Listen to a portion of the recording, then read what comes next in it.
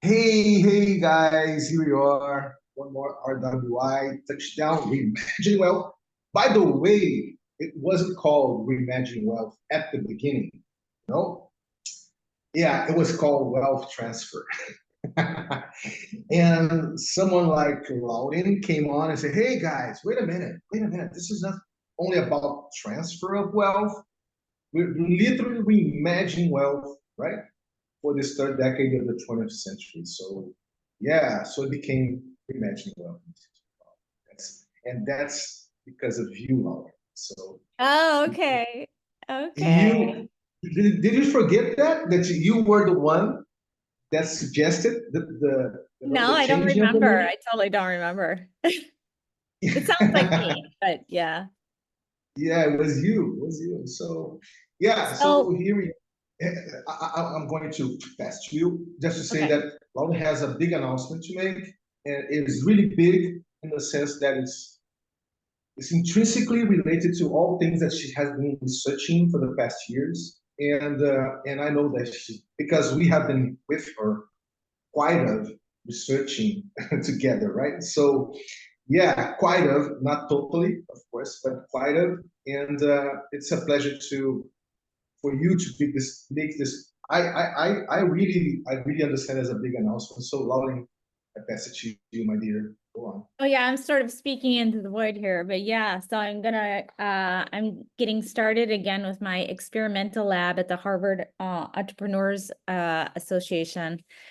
And so I'm super excited about that. And I have like, all these modules that I can use for these processes. So I think of it, sort of like between an unconference and like the ability to kind of like form a group around the needs of the participants.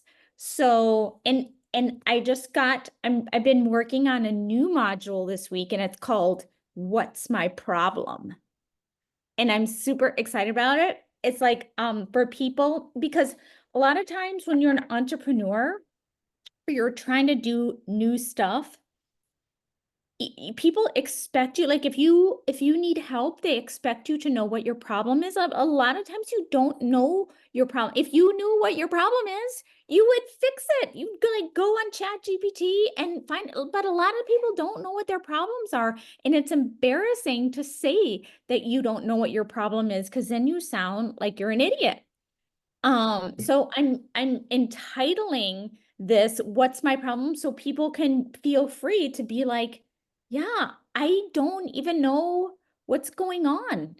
And this happens all the time. So it wasn't actually obvious how to create this module, because even with ChatGPT, I don't think many people have done this before, because there wasn't, ChatGPT didn't come up with anything really for like, oh, these are the processes for what's your like, this is the most fundamental like level of innovation in general. Like, Einstein was like, oh, well, if just the general idea of innovation is that, if I had like an hour, I'd spend 59 minutes figuring out what the problem is and then 1 minute on the solution. But nothing is built that way. It's always like, oh, 1 minute on the problem and then 59 minutes on the solution.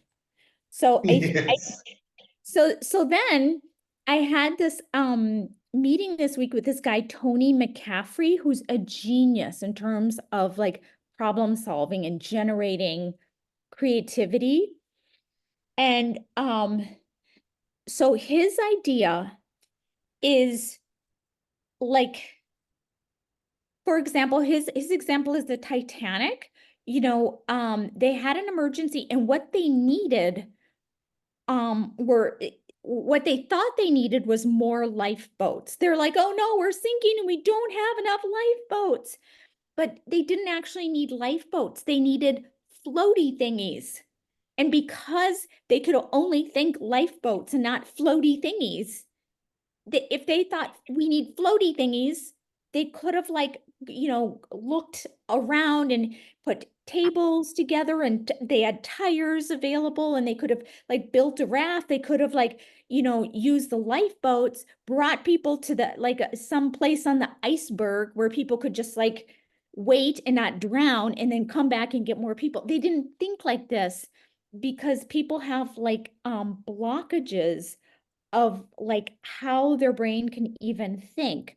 So his idea is to for innovation, it's to introduce people to these functional categories so they can look at a problem in a new light, using these new kind of categories to find these like hidden features of something that opens up their mind on, what you can fix.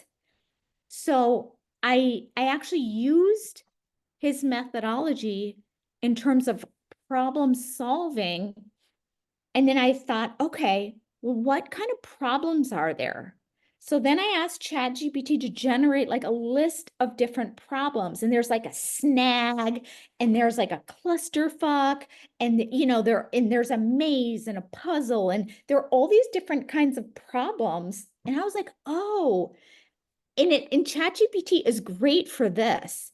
I'm like, okay, give me a list of problems and metaphors to symbolize the problems. And then give me like, for the problem, tell me like what kind of mind you need in order to fix this problem. So we found like 20 different problems together, and it told me this is the kind of thing, like this needs strategy, needs like systems thinking, this needs like emotional intelligence. So I'm developing this process for discovering what people's problems are. And so I'm combining the kind of like Steven kind of process of like looking inside your body and like showing how the problem feels to you, and then using kind of Edward de Bono's like white hat stuff to say, okay, what are the things on the ground here? Like what's happened? What are you hearing? What are you seeing? What are people saying? So it's not like, what is your thinking on this matter? Because clearly the person's thought process is the entire problem. Because if they like, clearly these people have already thought about the problem, and what they've been thinking about the problem isn't helping. So you actually want to find ways like, how can we get at this problem without your thought process? Because that will not clearly lead us to the right place. So it's like all these ways of like getting around someone's habitual thinking on the matter to say, okay, what is the like actual like facts? What are the facts of the situation? How does it feel like in your body? How is your body like? And that gets at the like the kind of right brain analysis of it instead of just like left brain logical. And then I have people like picking out music to like, what kind of music, like let's listen to the music of what you would think represents your problem, so we can get more of like a holistic view of what this problem is. Like, is this a kind of like a sad problem, or is this a annoying? Like, I thought the sound may actually help us intuitively kind of grasp what someone sees as a problem. And then I have them choose a second piece of music that says, okay, not like what is the resolution, but what's a step? What's your intuition saying is a step towards like a better situation for this? And so we'll see. I don't know. Maybe it's going to be really stupid in when we actually do this, but who knows? Maybe it could be really awesome too. I don't know. That's the thing about an experimental lab. Well, just to we didn't have the opportunity to put out there in the YouTube because TB didn't literally pass to me that experience that we did with you, me, Tim, and TB. Remember the experience of one of your modules, And I found it was very rich in so many ways. So yeah, I think you found you see, I think that you found a really interesting way to conceive all the explorations and research that you've been doing about in for the past years since Kikolab, right? And, but because at the same time you already have Kikolab's experience and you already know what you don't want to repeat, right? You already learned what was interesting with that experience, right? Right, And right. and then you have this impact of ChatGPT. You're having these conversations of ChatGPT, Mm. kind of doing a sculpture thing, like Mhm. you're looking at your work, and ChatGPT is giving you some food for thought in order for you to make the sculpture, to make Right, the yeah. modeling. So that's how I'm perceiving, all the gains and all your new perception, your understanding of, and that you have something that is workable in your hands now. You see, Yeah. and that's why I think that you see, if people are opening this space for you to do what you want to do as experience, as experiment, right? You Mhm. already achieved clarity. You see, yeah, because this is something that we really are not really aware of many of the times in our daily lives. Like you're aware of how direct to the point. I'm remembering your partner's pitch about Feminine Intelligence Agency, FIA, right? Right. And yeah, it was very, direct to the point. She was articulating very masterfully, let's put it this way, all the highlights, all the points, and you don't achieve that night and day. You see, that's something that you have to work on, right? Right. You have to work hard on. You see, to understand how you can communicate that, how it can be understandable to anyone. That's a challenge itself. And I think that the tools, the modules that you have been co-creating sort of with us too and others, Mhm. um, uh, makes this achievable, right? Makes it achievable for anyone. And that's a huge win, Loudon, by itself, you see. So I'm really celebrating with you, my dear. Oh, good. Thank And you. yes, of course I am. Because I kind of like if TB was here and Tim was here, Stefan's here, they would celebrate too, right? Oh, by the way, talking about Stefan, I think that you guys really have a connection there to explore with his infusion lab space, right? Right. The problem, the dynamics of scales, of being the observer in or observing, that that is extremely useful to the type of work that you came out you already have in hands to explore, right? Right. Right. So I have a question for you. Okay. Let's So, go.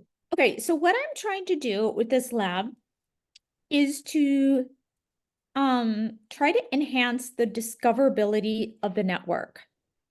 So I am trying to increase the amount of serendipity where people find each other, where they're like, oh, wow.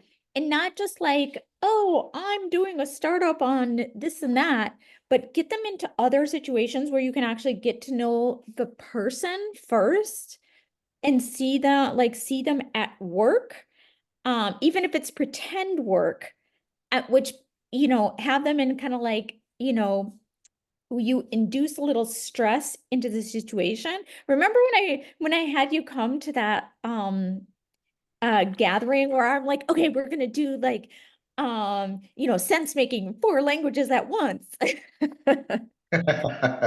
like I noticed that when you like put stress in the situation, when I looked at all the videos from all the different rooms and stuff, like people, you saw people like at their like kind of their true selves came out because they were like, what is going on? Like, what are we supposed to do? Like, and some got really frustrated and some were just like, oh yeah, we're just, trying to keep up here. And you can kind of, so when you put like add a little stress, like you can kind of see that stuff. But what I want to know from you is what do you think we can measure to indicate the level of network intelligence? Because I want to see if my lab can increase the amount of intelligence, but I don't know how we should measure that. And I was just wondering what was your best guess? Yeah, well, believe it or not, uh, I have been doing something sort of very differently the way that you conceived the modules and the dynamics itself. But of course, one thing, build in each other and some kind of. Do you remember when you presented us year and a half ago, I think, year and a half ago, yeah, the dancing floor dynamics? Oh Remember that? yeah. Uh-huh.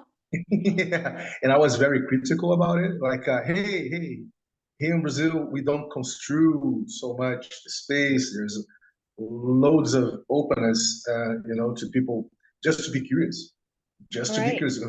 What the fuck is happening here, right? Like, why am I here? What is the agenda? What Right. is the Right. agenda items? No, there's no agenda items. There's nothing. There's just us here to interact, right? And yeah, I say that because I've been doing something called critical mapping, Uh-huh. and, and for people in startups and related to ReFi, Web3, and all over the place, even Web2 startups. Okay. And believe it or not, the angel investment scene in Brazil is interested in it. Like, Mhm. what is happening? Are you proposing a new kind of way to model or to know what is entrepreneurship, tech entrepreneurship for the Web3 space? I said, not me. We as a cultural Web3 regenerative protocol, of course, we want to establish new cyber cultural primitives. But I'm going to answer you. I'm not Okay. just dancing around the floor. I'm just saying that um, the discovery, you see, Lonnie, through this experience of critical mapping that I have been doing, Uh-huh. uh, the thing that it generates collective intelligence, at least in my perspective, is the capability of people to mirror themselves. To mirror themselves, they like the capability, like in my case, in the case that how we've been doing, you just make all sorts of questions about the relationship that folks have with the value proposal of the project, and you kind of try to map out what is the most origin story around it.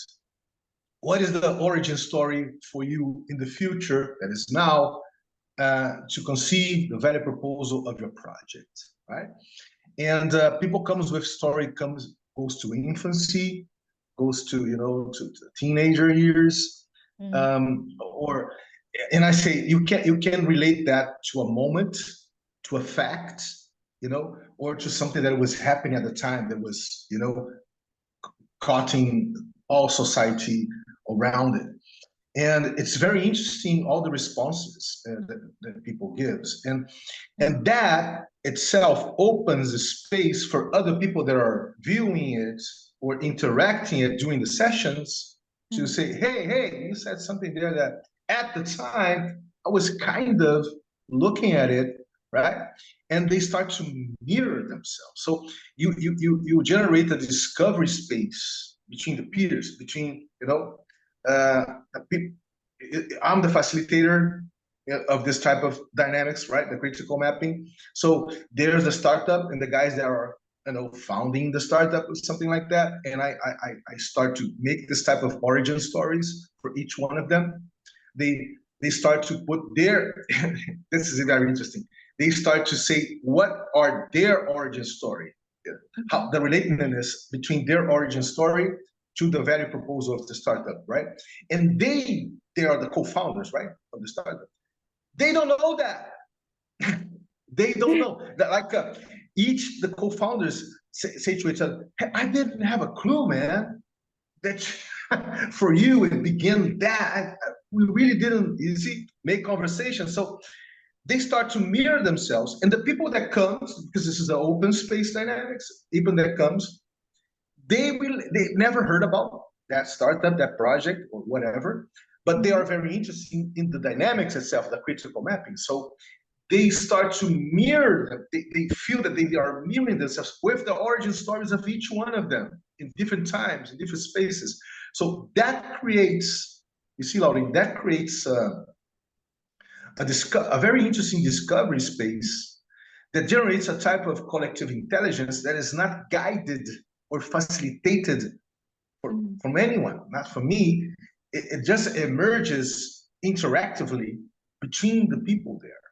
Right. So you can kind of, if you put a read AI, something like that, it would be perfect, because the read AI can map What's the a read AI? discoveries. Read AI is what we eventually use in Zoom to map out the conversation of a meeting or something like that, right? It's a platform. It's a platform that has an API in Zoom that you can actually. Will you write it down for me, please? Yes, this one.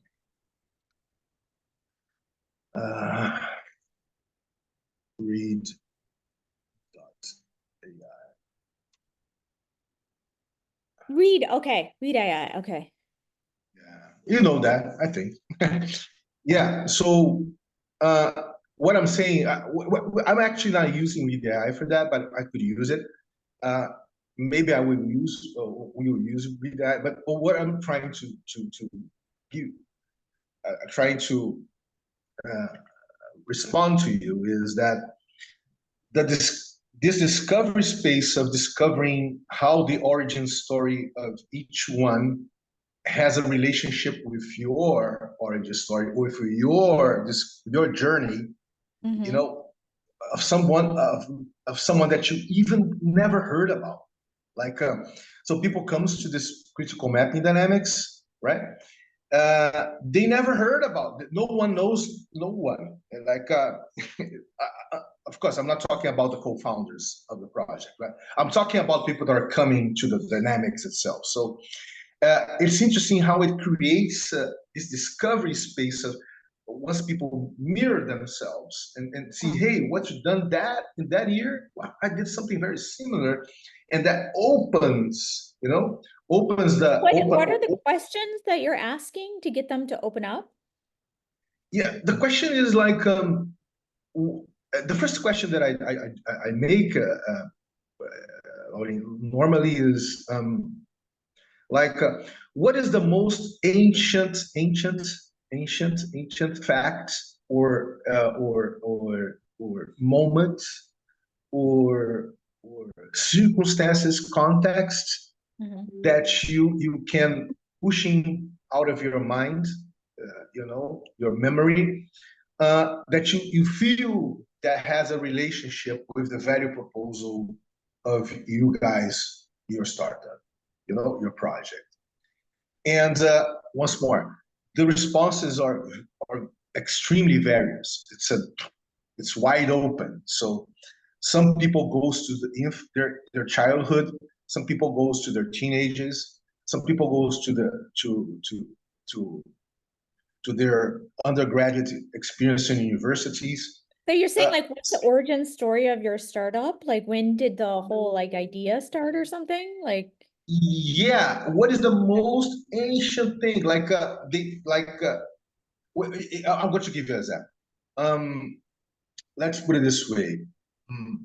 I'm actually, now we're doing the critical mapping of dozens of projects, but there was one in special that's called Web3 Dev. It's a community of Web3 devs, basically. And we asked the co-founders this question. And when I asked one of them, especially that is that nerdy dev, he said to me, well, for me, the most ancient, the most origin story that has a relationship with the value proposal of Web3 dev, for me, was when my father gave me a computer. I didn't know about the existence of computer in the 80s, right? So for me, the relationship begins there.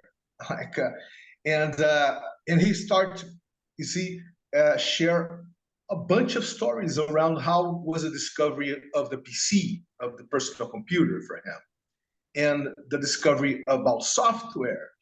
And people that was in the call, in the session, hey guy, hey man, I did something like, was different, but I did something. And they start to, mirroring themselves and discovering things about how them, the people that never knew that guy, that just share that, they feel that they feel proximity with the guy that he's being presented in that session, and and at the same time he feels some relatedness to the value proposal of the startup, right?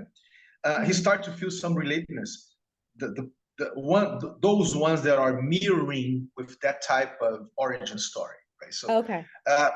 So that So is are a you very interesting.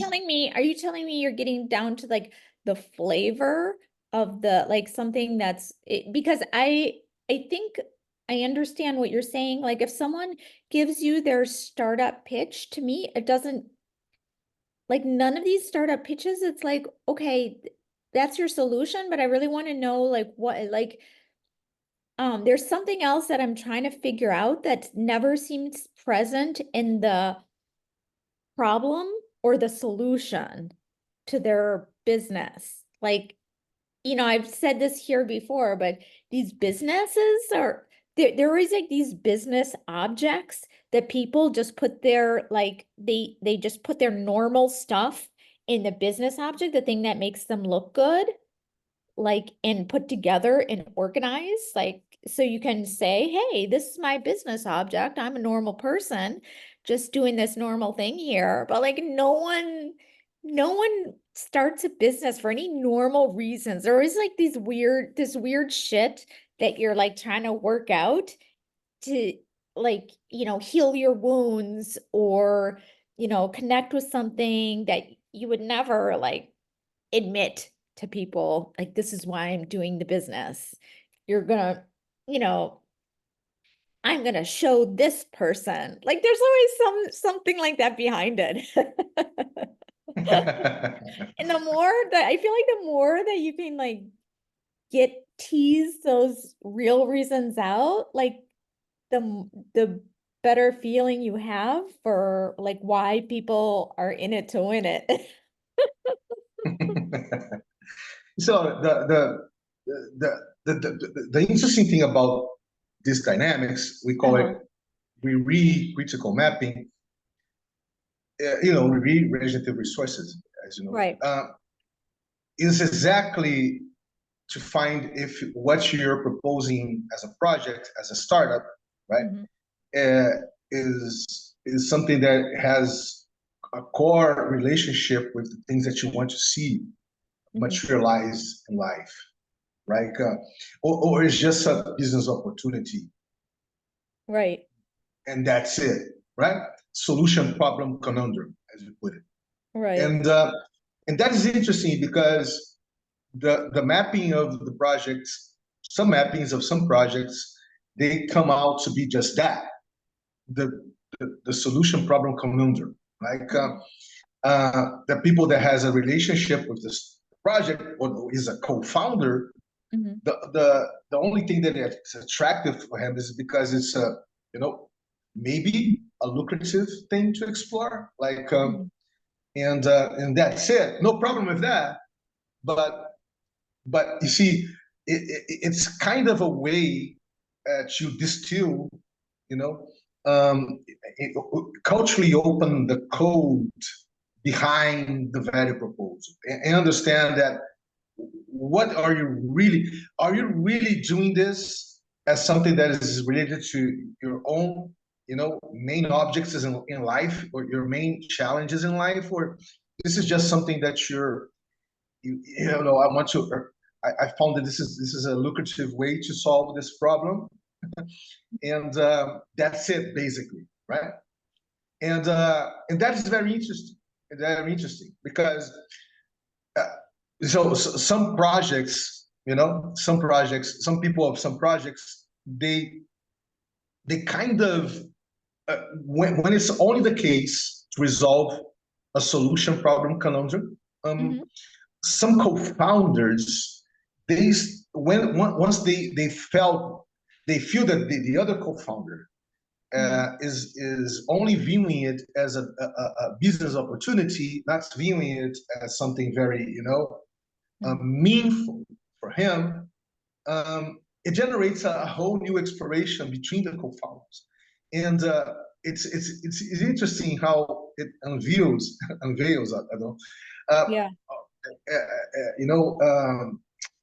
Layers and layers of non-understandable, of not understanding things between the co-founders. Right.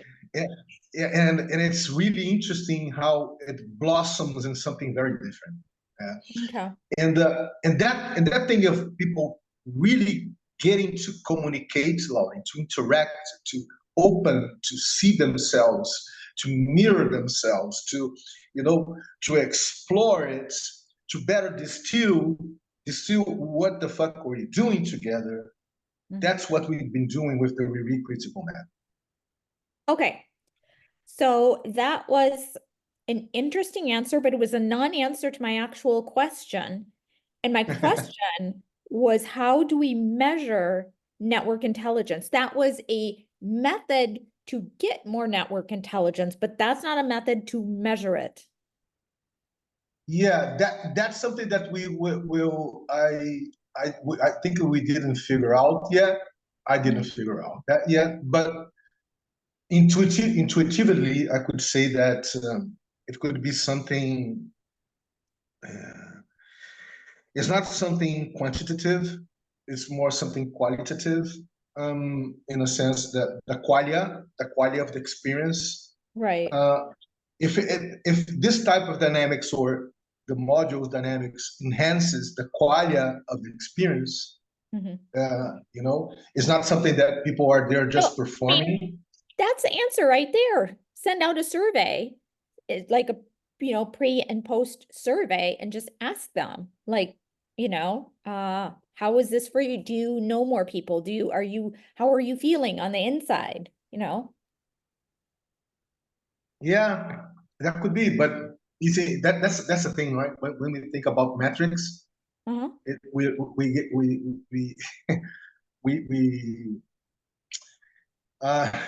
gives you the impression that you have to come out with something very meticulous, very well thought. No, I have had this conversation before, and I think you just say qualia, and what kind of qualia? Like, what are the questions to ask that you think, people can just, look inside and say, how fun is this party? Is it, an 8 out of 10? Is it a 4 out of 10? And that is a very good measurement, I think. It doesn't have to be like statistics, but what questions do you think to ask to measure the network intelligence? Yeah. Well, first of all, something we're talking about qualia. One of the metrics could be relatedness. Did it increase your level of relatedness with others? I think that would be one of the things that would be part of this, the questions, let's put it this way. Right. The second thing is the level of changeability, in the sense that, because interaction is a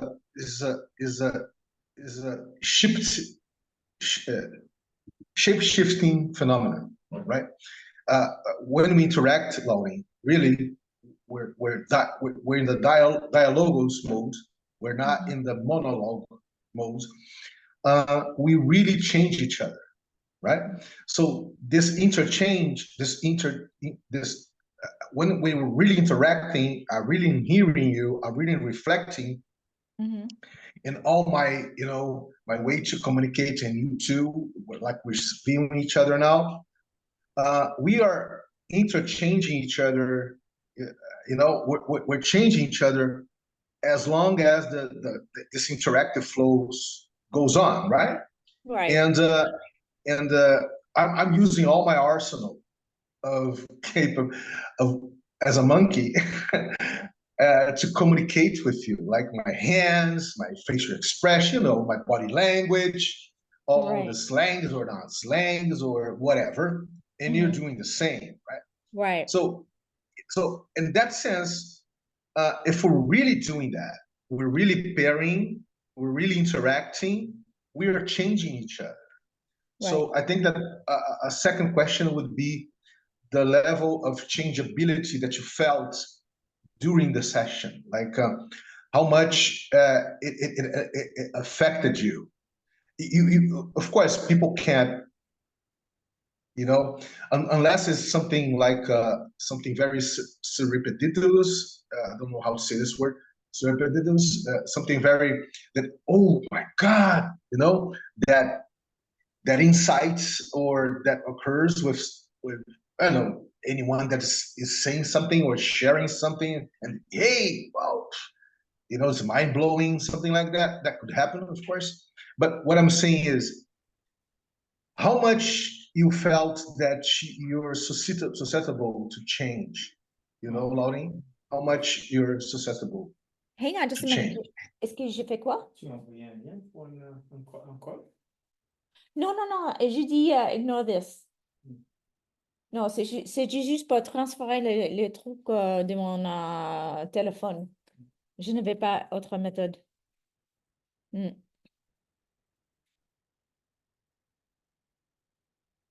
Hi, sorry. No problem. So how much you're susceptible to change, in a sense that you felt something in the mirroring with the other, and that interactive dynamics is not a monologue, is not something just giving. I mean, to me, that's asking like how much emergence there was, how much emerged from the session that wasn't there to begin with. That could be that could be a metric. Yeah, no problem. I just remember, because I think emergence is a more, you have to unpack the concept. Right. When you talk about emergence, there's so much things related to emergence. Yeah, and changeability could be one of them. So that's why emergence is a more broad concept, of collective intelligence, and you have to unpack it to understand what we're really talking about emergence, right? So that's why I went directly to changeability, the capability to change, to see that or at least you're being affected by it. I think that the first thing is to be affected by the possibility of change, right? To change. Right. So effectiveness could be a metric. How much affected you felt in that session, in that experience, right? And that effectiveness could cause any kind of change, right? And so once more, when it comes to our species, social species, that we aggregate things, we generate collective intelligence in so many ways, right? All the time. I think that the capability to affect each other, and that is interactive dynamics, leads to change, some kind of all sorts of changing, right? How about this? I mean, I think this is what you're saying, but I'm not sure. Like, what was your level of agency? Because agency is your ability to do stuff, to participate or to say something or to make changes and to interact with the. Yeah, that would be interesting, but I don't know if people knows what agency is. No, I mean, but if I just say emergence and agency, then I can go and like change those and ask it in an easier way, because no, people don't know what agency is. Yeah, okay, that would be, because you see, I understand where you're going with this. I got it. It's interesting because when we see these big terms, they generate curiosity, right? Like, oh, emergence. It's a beautiful word, right? Emergency. Wow, what is that, right? And you make a direct relationship with collective intelligence. It makes sense, to make that direct relationship.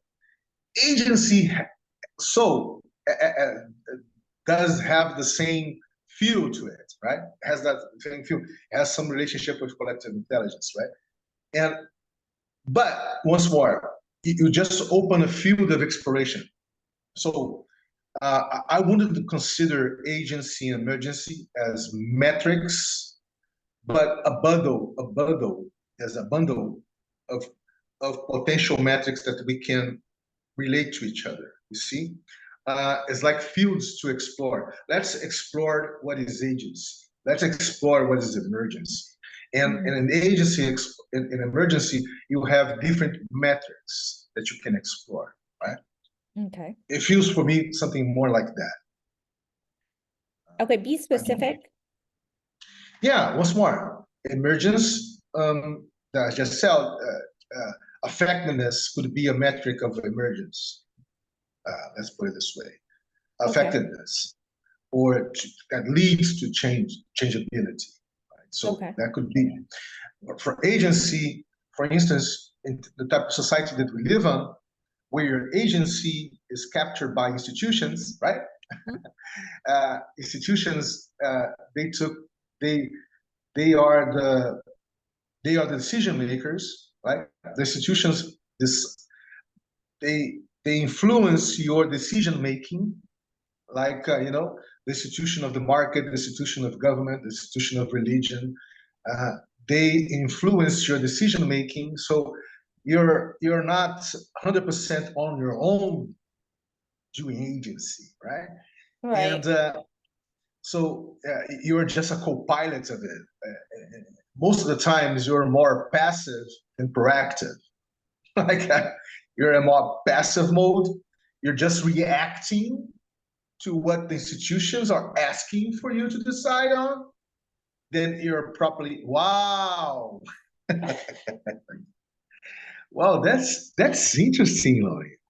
What is that? It's a purse that I got. It's super silly. Yeah, I got it. I got it. My kids were like, "Oh my God, that looks like it's for a 6-year-old," but I really liked it. No, it's not. It's wow. Is that like those bees, or how we say it? I forgot the name in English. It's, in Portuguese we call miçangas.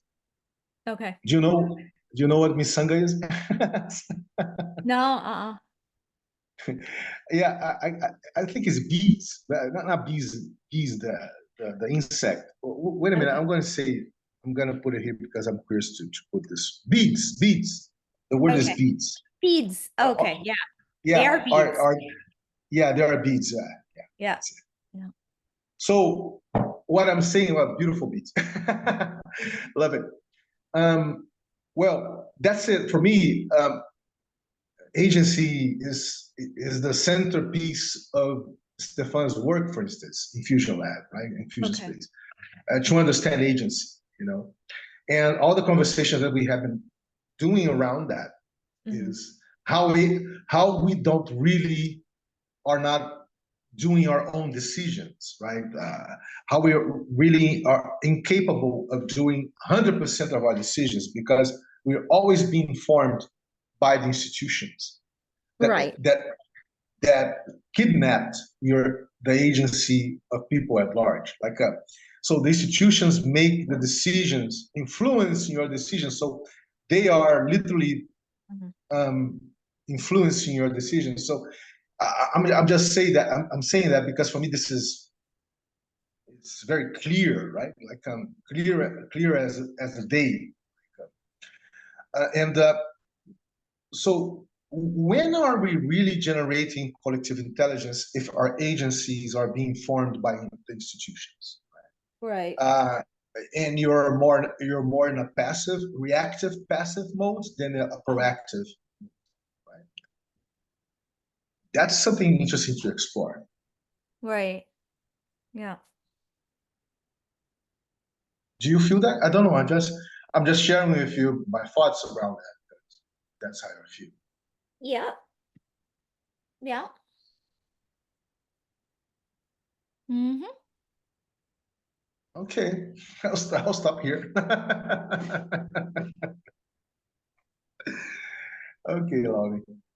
So I was thinking Yeah. about, when I came with the module, the listening module, it was a little bit janky because it's meant for like more like a woman's conversation. And we were trying to do two separate things, which is have like a David Bohm conversation. And Real mode. so it was more meant for like a check-in. It's kind of like an extended check-in. And not a conversation, because I'm actually it's the structure is leading people away from conversation and away from the kind of so it's like the point of it was so that people could kind of do their own modeling. So it's almost like psychology session when you're telling the therapist, except you don't have people giving you therapy. It's more like just being able to form your ideas and have people reflect to you back what you're saying and kind of ask you questions that aren't leading questions. Do you know what leading questions are? Leading questions in the sense, questions that are not common sense, but they are questions that can provoke people to go to, let's say, uh, they they they they they are. I can't find the words here. In they can provoke people enough uh, for them to come out of their comfort zones, and No, so leading questions are like those like weaselly questions that attorneys ask people when they're on the stand, when they're like, weren't you there on the day of this thing yeah. and when this happened? Don't you agree that blah blah blah? It's like you're leading someone in a particular direction Oh, while you're got asking. you. So Instead of yeah, open-ended questions, it's like, don't you feel angry that that happened? That's a leading question, where the clean question would be like, oh, how do you feel about that? That's an yeah, I got you. open-ended question. So Now I'm I got you. trying to lead people into that, so they're actually Yeah, like not giving as many opinions on, yeah, I got you. You're conducing. You want to go. You're inducing people to go to some place that you want people to go. I got you. Right. So that was kind of the point of the exercise. I thought about it afterwards, like that really would have been better to do the module as we were doing the check-ins instead of the conversation, because it was like two things going on at once, kind of going in different directions. Because the Yeah, conversation is like the bouncing off ideas and building on the ideas and stuff like that. So it's just like a different interesting. process, right? Yeah, but But I think but what you were talking about with David Boehm, because I read his book again just to because you mentioned it, and I think actually the like the clean language process and his process they're not mutually exclusive. I think no, that no. using the clean language process is actually a much better way to go into his process, because he was saying that the more you can understand what's your own stuff and like your own metaphors and understand how someone else has different metaphors and use their metaphors, you're sort of having more of an apples to apples conversation. So when I Yes. read the book, I was like, I think that the clean language is the preparation for a David Bohm kind of conversation that you can have.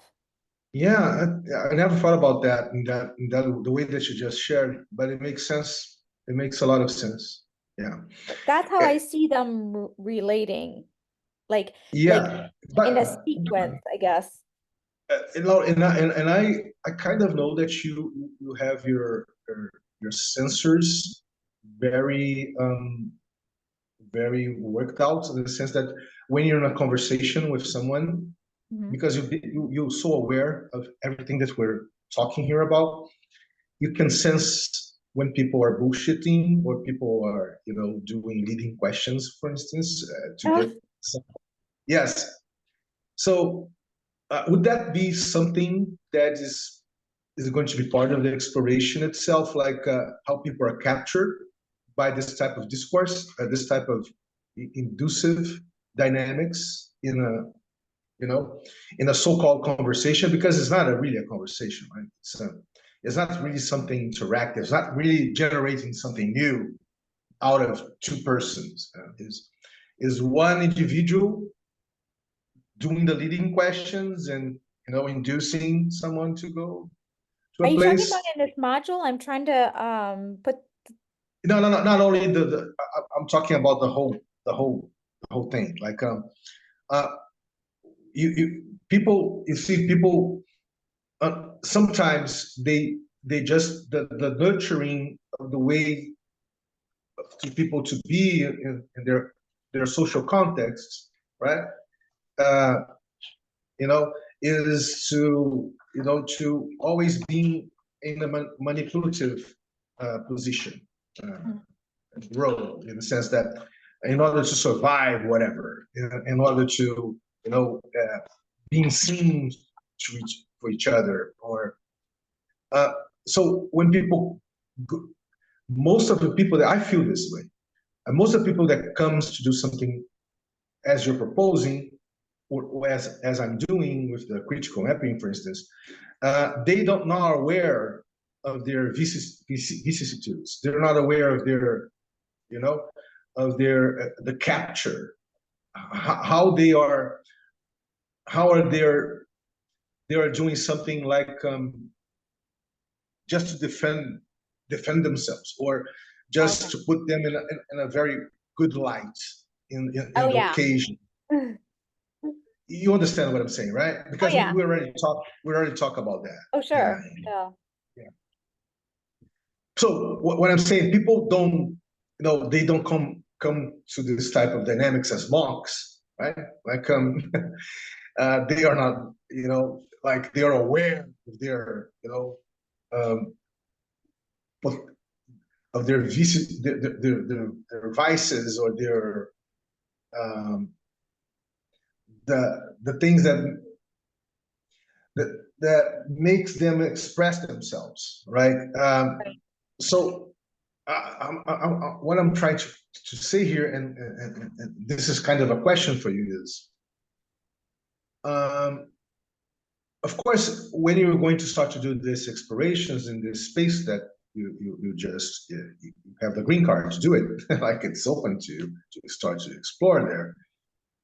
Are you going to prep people first, like prep in a sense that people will know what they're going to do there, or you're just going to invite and see how things go? Um, Yeah, that's very well, the for me. prep, It's a I very think the prep is the instructions that I handed out. oh, say, Um, oh, this experience is about this. We're going to do this, and this is the yeah, so modules. what I did is actually I wrote out a speech to give. So we didn't do like the whole thing. We just did like a part of the thing that I designed. And so I've written out like all these like really explicit instructions in terms of like, here is the facilitator role. The facilitator announces this Oh speech. God, And I I wrote got out you. the speech. So it like preps for this is what's going to happen. These are the rules.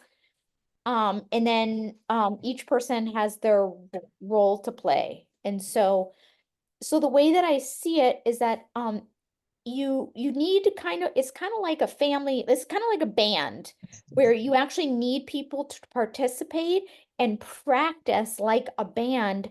And so you start doing one role and you get good at that and you switch to another Yeah. role. And then No, I got you. once everyone like practices and it like becomes like they know what's going to happen and stuff like that, you can start kind of making a symphony because you have different roles that allow you to do a bunch of weird shit that normally isn't allowed in conversation. So you can Yeah. do stuff like introduce, like you can be a conversation DJ and introduce music to go along with the conversation. So yeah, I got you, Lonnie. Now because that's exactly what me, Tim, and Chibi did with you, right? Right. With that listening. Yeah, I got you. But what I'm saying that people will come with their biases, right? Will come with Oh, yeah, their for sure. this is yeah. So because what I'm trying to say to you is that the type of dynamics that I do is not to people to perform or to energize roles in the sense that you're putting. It's just people coming as they are with their biases and their whereabouts, whatever, and just starting to open themselves. Right.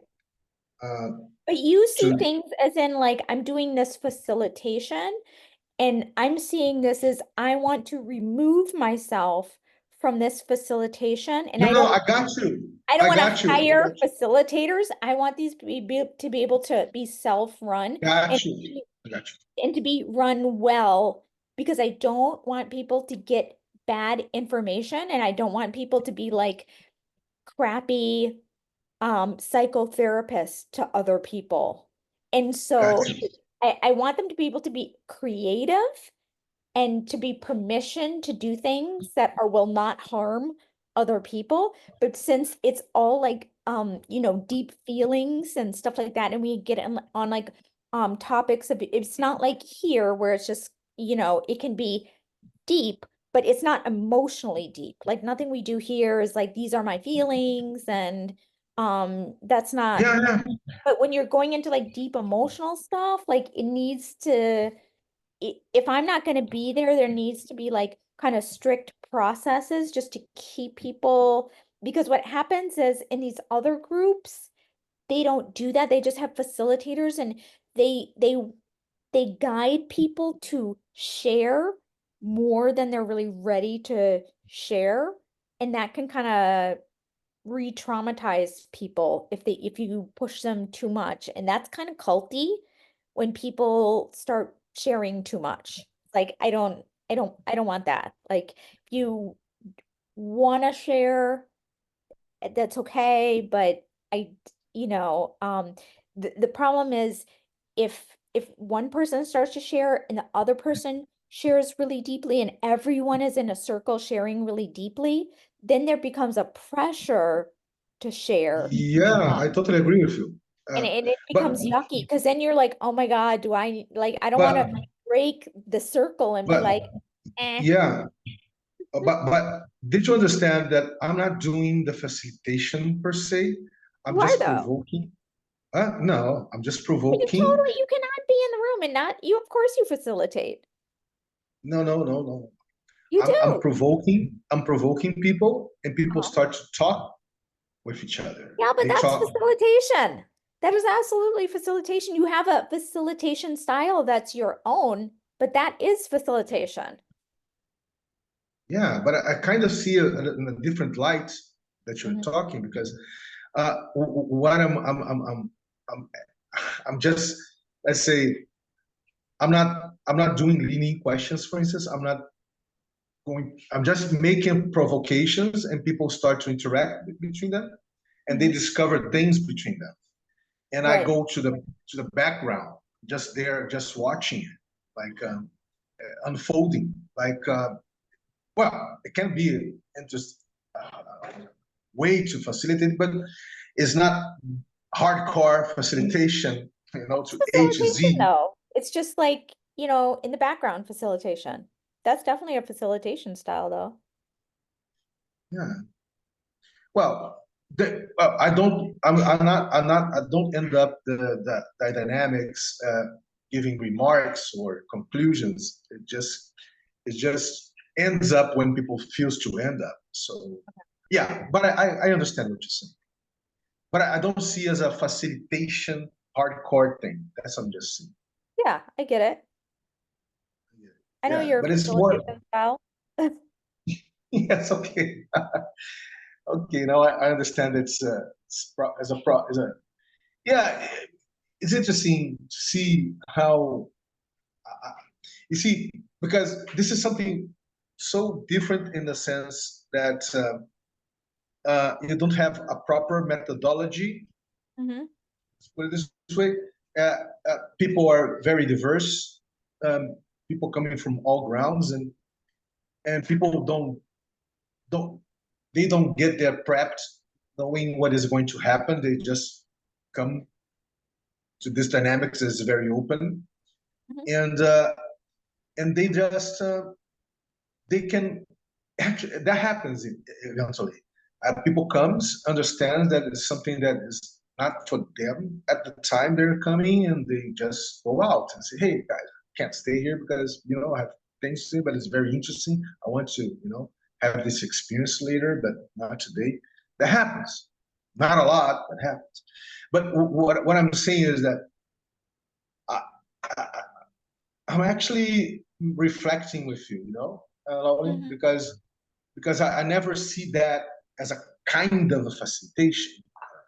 It's just a provocation. I always see it as a provocateur. I'm just provoking Mm-hmm. the chemical reactions, and I get out of there.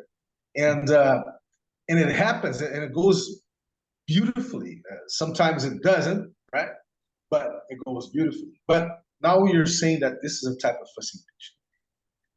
I'm going to work this better because I try to not to be that guy that is facilitating. That's what I'm trying to say. Okay. Yeah, I'm being honest. Like I try not to be the person that is facilitating because for me, I don't see nothing wrong in doing facilitation once you don't make that. Uh, once once it's not a way for you to induce people to whatever place you want them to go. Uh, for me, it's just a way to provoke people for them to get out of their comfort zones if they want, and just provoke interaction between them. Right. That's basically what I'm seeing that what has been happening with this dynamics, right?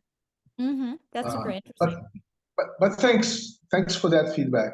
I'm going to think more about it. Like try to deconstruct a little bit more this facilitation dynamics.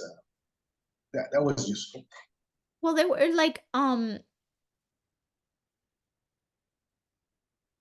if you think about like this is what I did. Like they were like, okay, if Lauren, if you weren't here, how could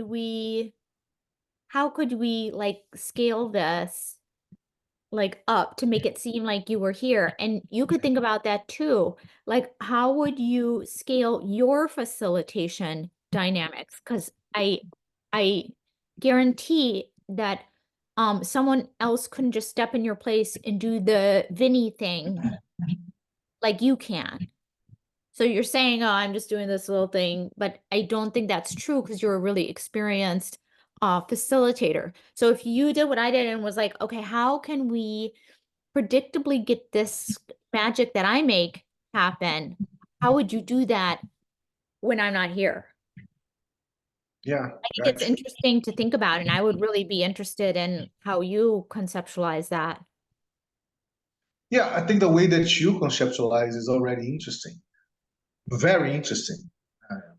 I really enjoyed the experience that I had with TV and Tim. I think that they too enjoy. I have super fun modules that I don't even know who can like play with it. Like the cult one is super awesome, but it's dangerous. There's a you know, when you call it a role, right? Those roles that you describe Yeah. is somewhat performative, like you're doing a performance. Mhm. It's like not that you're becoming an actor, like Mhm. performing a role, but it's something like that. So it's something more performative. It's like you're doing an act, you're doing kind of a play. It's not a play per se, but you're Right. doing something like that. So it's a little bit, it's performative, and it's good. It's playful to be performative, right? The playfulness of this type of proposal is okay. It's okay to be performative. I'm just saying that it's not, it's something that you are just you know, you have all these complexities inside of you, all things that you don't know about yourself, and you're just saying, hey guys, let's play with this module here. You have this roles here, you can energize, you can, you know, you can play all one of these roles. What you're going to do, you're going to, you know, you're going to put all your energy, all your being in trying to perform that role, right? You want to perform that role. And because like Tim, remember Tim? Oh, I read it. I'm just trying to see if I'm performing it right, the role right.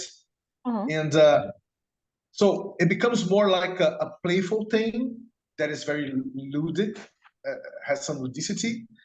And yes, you stay in the surface. You don't really deep dive in it, but it gives you a sensation of something that you're discovering. It gives a discoverability space. Yeah? Something you're discovering something within you and within the other, and that's the beauty of what you conceive knowledge. That's the beauty. Oh, thank you. So it's what? It's what were you saying? Discoverability. I'm Discoverability. performing the Okay. role. I'm performing the role to see how Tibi makes his corporal language, right? Right. I'm just focusing on it, and I'm fading out all my other cues. I'm just focused on that. That's a very interesting thing to do. Like I it's, hope you'll play my module, the cult module with me one day because it's super awesome. I'll play, of course, And of course, so my so basically it allows you to step by step to just pull a cult out of your ass. And just it takes you step by step, and like it's super easy to put together. You just do this and it shows you the language that you need to use, all the different kinds of cults that you can make.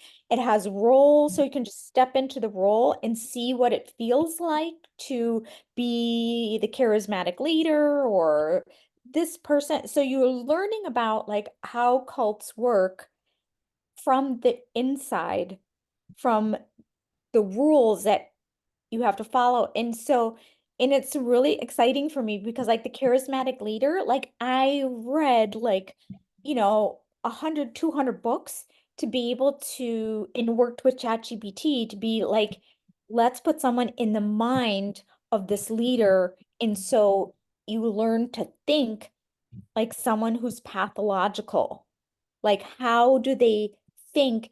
And I think that by participating in a cult module, you will, I first of all, I think that a lot of people will be like, oh shit, I was in a cult. Like I think like 70% of people have actually been in cults and they might not know it because they think of cults like these doom things like Jim Jones where they all commit suicide and not yes. like, some other things a little closer to home that either their political party or their religion or it could be like your football team was a cult and you never put those two together or Yeah, totally. I the got you. mean people at school like that could have been a cult and people just don't know. So I think that when people play it, they'll they'll start making connections and be like, oh. And I think people will even be like, the purpose of it too was that we needed a mechanism. If someone is in a coercive relationship, you cannot, say if you have a friend, Vinny, who's in a coercive relationship, when Wait, they, wait just a second. okay, Wait just a second, please. go ahead. One second. One second.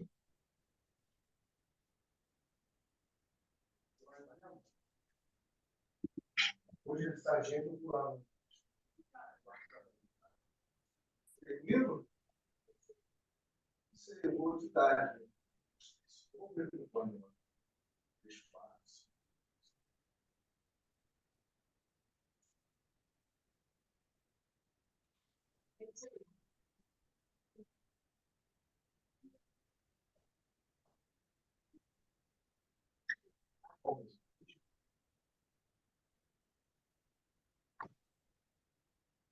I'm back.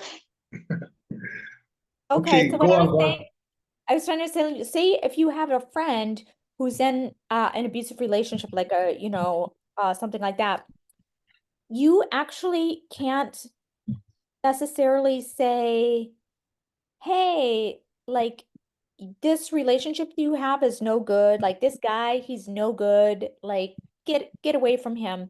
Because if it's like if it's a coercive relationship, a lot of times someone in one of those control relationships can't hear that. And Yeah. from studies of the brain, what happens is that if you are in a relationship where you're experiencing, when you're dealing with someone who's both charismatic and who gives you terror, the same thing, you start to form an attachment to them, where on one hand you think that you're dependent on them, you start to become dependent on them, and the charisma inspires love, and the unpredictable nature of the person inspires fear. So they blow up for reasons that you don't know. So Alexander Stein calls this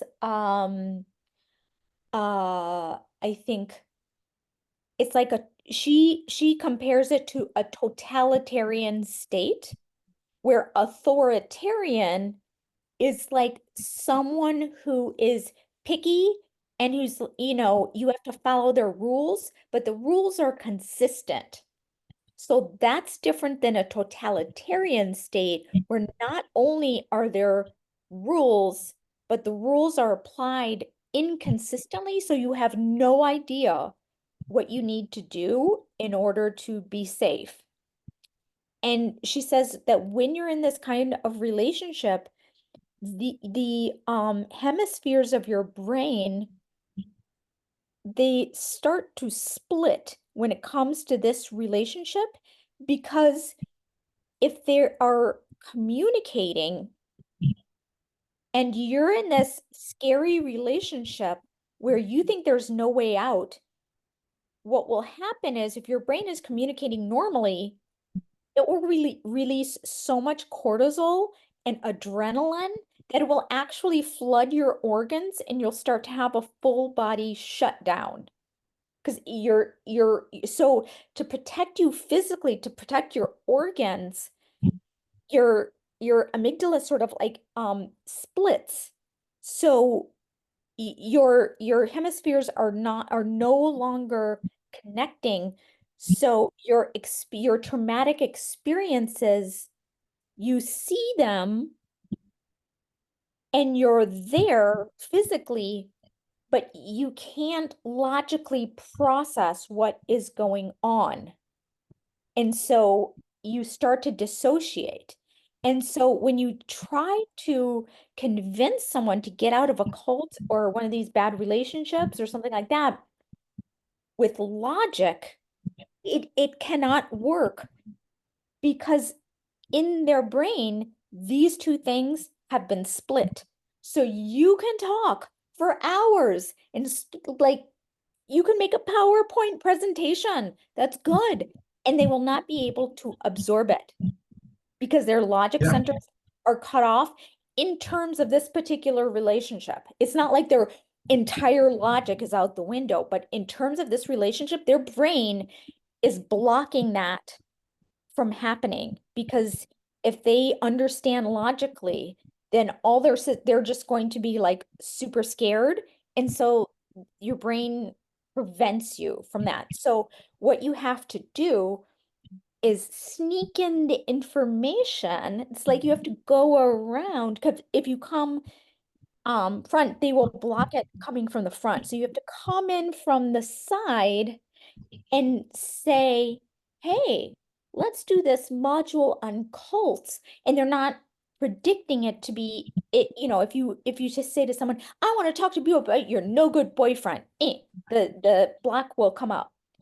But if you get the information coming laterally, then they can actually process it with their logic, and you teach them about how cults work, or how mind reform works within cults. And since they're not like, they don't have a reason to block it because they're not predicting that it's having to do with their relationship, they can absorb it, and then they can make that connection.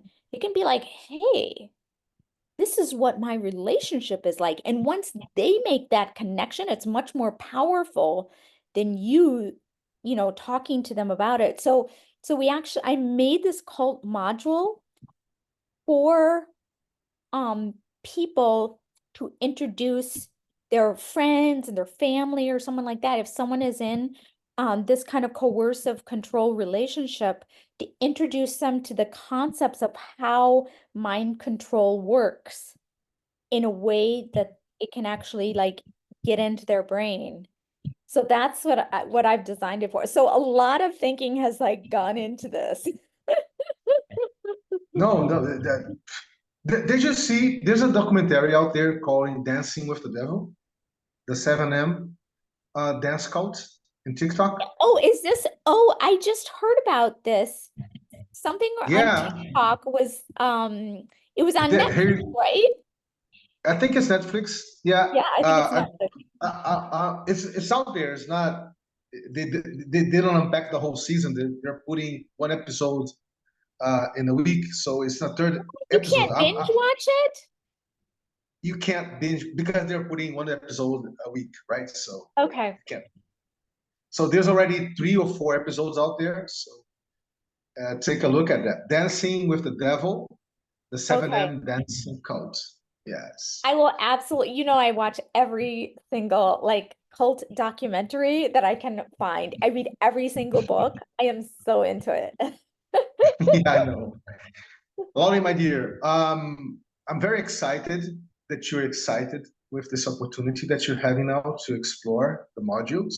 They're so fun, and they're so because you see, once more, this didn't came out of the out of the blue, nowhere. Like you've been actually, you see, deep diving in this, reading all sorts of books, seeing all sorts of documentary cults. I'm kidding, but you actually are doing I've been witnessing. I'm not only witnessing. I feel like some kind of a co-creator with you with this, or at least a collaborator, in a sense that very interesting to know where you're getting with it. And I think that the place that you got with it is very interesting. I really enjoy it. I'm really enjoying it. And Oh, good. yeah, Cool. it's going to be nice to see how this experience will really, occur in the flesh, because it's not going to be virtual, right? It's going to be in the flesh, presential, right? No, it's gonna be virtual. I'm doing everything virtual. Oh, I thought that you were going to have a, a place in Harvard here that you're going to. No. So so the organization is international. Yeah. Because I can't. What is this little? It's not It me. just popped up. I say Did you yeah. see that? I just say yeah. And something just popped up in I don't know if it was Zoom or something. This little bubble just popped up. So yeah, so like yeah, this. I have Yeah, no idea why. not neither me. Okay, I don't know what that. So anyway, yeah, so the organization is virtual. And so they're opening up, they're doing this thing where it's like they have a pan-European chapter now. And so I'm going to do my lab at the time of where it's probably going to attract the Europeans. And the reason that I like this because number one, it's in Harvard, and number two, it's entrepreneurs. So already you have like layers of intelligence. Number three, it's European. So most of the Europeans are already at least bilingual and bicultural. And and so all of those layers add up to like a really kind of neurodivergent kind of intelligence where you're kind of straddling many different things. Because, entrepreneurs are usually kind of neurodivergent anyway. I would say like 40-50% of entrepreneurs probably have ADHD.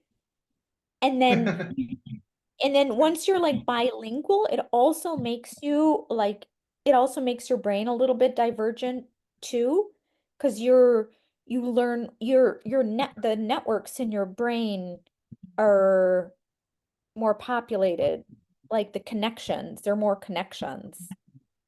And so I do think um you it will attract like people who are very fast processors of different things and connecting things and Yeah, putting things together. got it.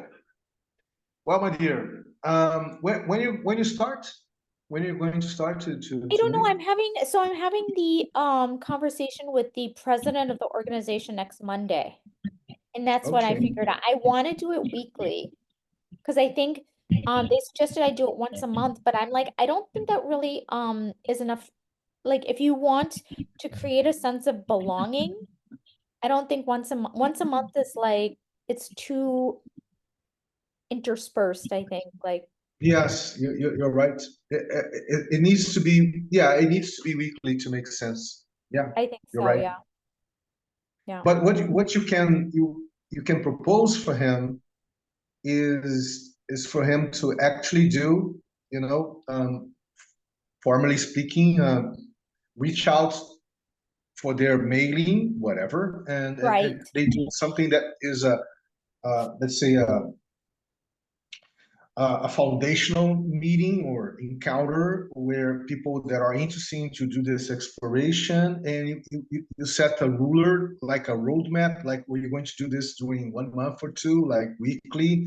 Who wants to Right. sign up for this? I think that that would be something that he will find that is going to be interesting, because yeah, he, and and you see where it goes, right? Right. Right. You do a month or 2 months thing and see where it goes. And, Right. Thank so, my dear, once more, I'm very happy that you're happy with this opportunity. Um, you. Thanks for pointing out my the facilitator that lives in me, like he lives in me, like the guy that somehow is always facilitating, even though I'm not conscious or aware that I'm doing it. But thanks Yeah, for pointing I out. think you've just been doing it for so long that you forget that you're doing it. Yeah, And it's you have totally. all of these you do have like rules and tips and tricks and stuff that you're doing. You're just not aware of it because it's been so long. So you just do it kind of naturally, but there's lots going on. Yeah, you're right. Thanks for that. I nothing diminished on being that guy, of course not. But it's just something that is so deeply embedded, culturally embedded in me that I really not aware when I'm doing it, something like that. But yeah, once more, it was delightful to have this conversation. Likewise. Yes, always, and I'm curious. Please give a feedback about your encounter, Monday now, with the guy at Harvard, this Harvard entrepreneurship organization. I'm really curious to know how did it came out? How are you going? You know, I can um, I can tell though just from like initial forays, I kind of like ask people, can you help me with this? And I'm getting yeses. So everything around this is it seems like a yes. there's a flex, there's a flow. Yeah, that's good. And not a lot has been flowing for me for a while, so that's good. I'm excited. Yeah, I know. I And know. I know you're trying to get off, but I just wanted to say one thing. Remember you were I'm telling not me trying to about get off. I'm just trying to see if you want to get off. no, you were telling me before about how my energy was like super and then I looked because I did these profiles. Do you remember my profiles? Yes. Yeah, so I did Yes. all these profiles and I listened to it again. And I was like, wow, people really, they were like, yeah, she has like this go for it energy. And like 10 people said that. And then, now that I'm listening to it with more like self-compassion, I can hear that I had that kind of like desperate energy of like, I need to be productive and do shit that I don't Yeah. think I have anymore. And I'm just like, oh, I don't care if I get things done because like I don't need to be productive. Like I I feel like I have a more relaxed energy that where people wouldn't say that. Like I took it as a compliment before, but now I can see how it, like the shadow side of it, I basically. Yeah. Yeah. Was what was draining your energy was something like a vampire, like because this productive, stimulus that our society as a whole, um, you know, generates in daily basis. Like you have to be productive. You have to do things. Like it's an obligation, right? You have to do it. Like this generates all sorts of neuroses, neurotic neuroses, Oh and God. And I feel like doing this at Harvard, like my facilitation there is actually purposefully creating spaces where people do not have to be perfect.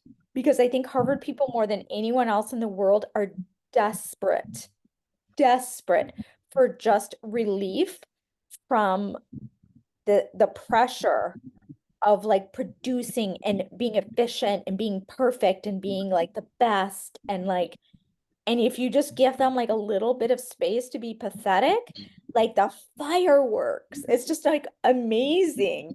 I think yes. what can happen in the like appreciation and like, oh, thank God, like, because I think that's why, a lot of the like people perceive that like Harvard events like you have to be like they check to make sure that you have like a school ID or like stuff and people perceive it as like simply like snobbery like oh and there is definitely some of that but half of it is also like um that if it's just Harvard people, you actually don't need to impress anyone. No one, like at events that are not Harvard events, you have to like do this song and dance of like putting together some like coherent identity that's like impressive and like I'm doing this and that and to like make the case for people like why they should even bother talking to you. And at Harvard events, you don't have to do that. Like you can just go, no one cares if, you don't have like everything together and you're just like, yeah, I'm just not doing that much. Like it's within the network, it's just like, kind of chill. So I'm gonna like emphasize that and even make it more so of like a place where people can just like, you know, express their maybe lack of belonging, which is such a, you know, people feel like losers to say that they're lonely and they don't have like so many friends. But you know, like I was just listening to this thing by Billie Eilish yesterday about how she got famous and she lost all of her friends. And she was sitting around at this place. It was like a party, like a birthday party or something. And she realized everyone there worked for her. She's like, oh my God, I don't have any friends. Like none of these people are my friends. So it doesn't matter. Like, you know, people don't want to say like, oh, I'm kind of lonely or, you know, because there's sometimes you have like your networks, you can move to a new place and all of a sudden you don't know anyone or you something happens and you kind of move to a new friend network. And you know, I discovered that with like the Yeah, Kikoland stuff and I moved and you know, it was just like I was in this like weird space where I, you know, I wasn't in school anymore and I just didn't have like a social network and like how much that can affect you. And, you know, no one wants to say that. And I just, you know, I kind of want to give people that space where they can get that belonging and that space where they don't have to impress anyone. Because, you know, everything with these entrepreneurs things are like these pitch things where you're like in front of angel investors and you're like, this is my pitch. I am so like, you should invest in me because I'm so organized. And like, and I'm trying to create something where both investors and founders can get together and absolutely not have to do that, where like it's a completely different dynamic, because that is yeah, so icky to me. Like, it's so icky. Like the whole thing is just like yuck, yuck, yuck. I'm sure you know what I mean, right? I totally know what you mean because uh, actually the the thing that I said that I've been doing for months now with dozens of projects slash startups is exactly that. Deconstruct that that traditional pitch, you know, that Right. traditional place to people to understand that this is a human endeavor, right? As a human endeavor has conflicts, as a human endeavor, you know, it has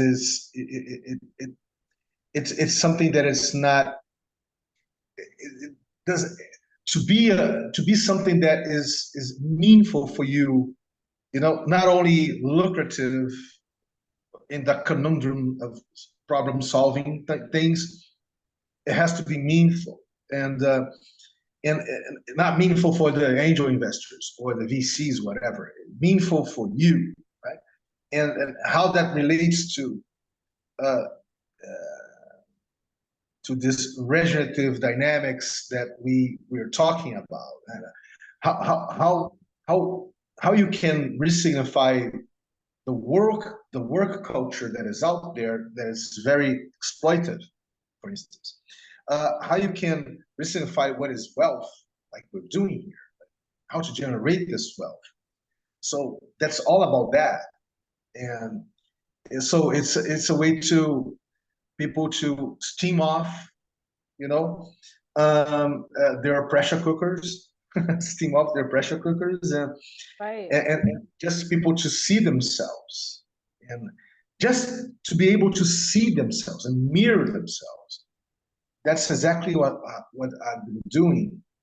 Not only me and many others were doing this. So, and what your for Q, the difference between what you're going to start to do now, Lauren, with this experience and what I've been doing, is that people will have the opportunity to be their own facilitators for themselves, and by energizing this in this different modes, different types of roles, right? And to generate this discovery space, right? Without any type of they're not going to need to bullshit themselves or bullshit others because it's good. That's why I feel that this is very playful, right? What you conceived is a very playful thing, and it makes people want to play it again, like Right. like a board game. Like this is like a role game, like so. I want you just to play this. This is very, and and I think that it facilitates the best of people, or that it was, seven deep, uh, you know, under of crap things, of bullshit, all these things that you just shared come out, to express. And yeah, I feel that it's going to be interesting. Are you going to record it too, Tony, or not, or not? I'm thinking through that. I think so. I'm trying to see if I can maybe use like Vincent's software. I want the recording to be available to the people who were there. So I think it might depend on what module too, because the listening module is meant to elicit like deeper stuff. So I'm not sure if that's a good one to record. And I mean, it's always nice if I can, just access it to, because sometimes I listen back to it, and um then I can kind of see because the Kiko Lab, I listened to those several times, each one of them. I don't know. I'm not quite sure. Yeah. Well, I think that people won't bother if you. On the contrary, I think that they're going to appreciate to be able to review it again, right? Yeah, especially like if say we're doing something to help an entrepreneur, like a lot of these are kind of barn raising things where you help someone get clarity or like whatever. That would be nice to be recorded because they can, yeah. So I think probably, yeah, recorded. So now I have to go Okay. because there's time, and love it once more. Very, very excited for this exploration that you're going to start to do. And please give feedbacks. Not, I'm really curious to see how things goes, right? Yeah. And that's it, my dear. That's it for me. I don't know if you want to share anything else that you feel that is relevant for this recording here, because I'm going to put this in YouTube. No. People are actually viewing it. People Are they actually. really? Yeah. I found out the last one that I did with TB and Tim was no with TB and Stefan. 30 views. Are you serious? Who's watching Yeah, they're watching. Yeah, because they are finding very interesting this conversations, this exploration that we're doing. Really? Yeah. I'm surprised. Not like you're Yeah. not interesting. I just like, I never even thought like people were viewing it. Yeah, I just put there as a way to store the things the conversation that we've been doing. But there are actually very interesting conversations, because it's not only conversations, right? We're being exploring a lot of things. You have been exploring TV. Everybody has been doing loads of interesting work. So Yeah. it becomes interesting. Really. Yeah, I think I'm gonna do another deep dive with Steven to see what he's doing with because I'd really like to actually work with him in practice, because sometimes we get here and it's like, I need something like grounded, like an actual event to link back to understand what he's talking about, because he can use an example of stuff we have in common, so I can be like, oh, like that. Yeah. He's good at that. He's Yeah. good. Okay, bye. It was so Yes, nice and to he has, chat with you. yes, bye my fear. But he has the references. He has the literacy, the references. He actually really deep dives on different philosophers or scientists or explorers, and that's very very interesting too. So okay, my dear, All right. See you next week. be well. Bye-bye.